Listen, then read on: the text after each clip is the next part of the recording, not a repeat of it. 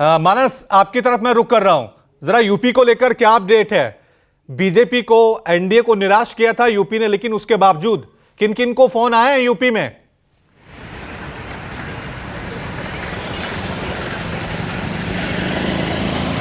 देखिए, जो अभी तक खबर है सूत्रों के हवाले से, उसमें दो सहयोगी दल है, यानी राष्ट्रीय लोकदल और अपना दल। इन दोनों ही को फ़ोन गया है, यानी जयंत चौधरी के पास फ़ोन आ चुका है और अनुप्रिया पटेल के पास फ़ोन आया, ऐसी खबर है। अनुप्रिया पटेल के नाम पर कल से ही संशय था, लेकिन कल भी इस बात की चर्चा हो रही थी कि कुर्मी वोट बैंक इस बार भारतीय जनता पार्टी के साथ उतनी मजबूती से नहीं खड़ा हुआ जितना कि पिछले 2 लोकसभा चुनाव में उत्तर प्रदेश से समर्थन मिला था।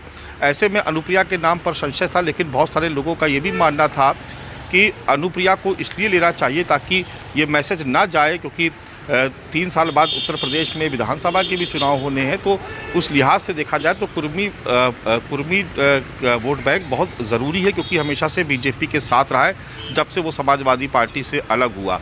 ये हमने 2 लोकसभा और 2 विधानसभा चुनाव में देखा।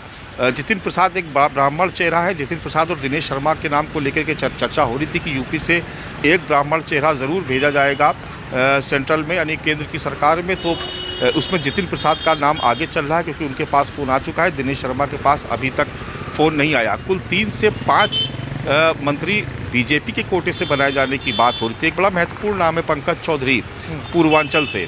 पूर्वांचल की तमाम सारी सीटें हार गई, लेकिन पंकज चौधरी के नाम को लेकर के बहुत ज़ोर से चर्चा है और इस बात की भी खबर है कि उनको भी फ़ोन आ गया है।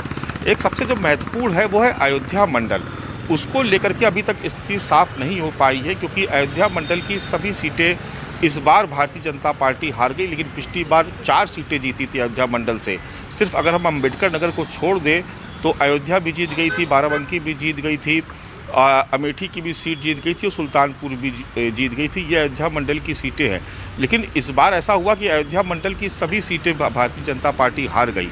तो बहुत चर्चा हो रही थी लल्लू सिंह के नाम को लेकर के कि अयोध्या के मुद्दे को छोड़ना नहीं है। परिस्थितियाँ इस बार दूसरी थी, लेकिन अयोध्या मंडल से किसी न किसी को ज़रूर मंत्री बनाया जाएगा, भले ही वो चुनाव हार गए हों, लेकिन अभी तक स्थिति स्पष्ट नहीं हो पाई। तो ये बड़ा कौतूहल का विषय है उत्तर प्रदेश में।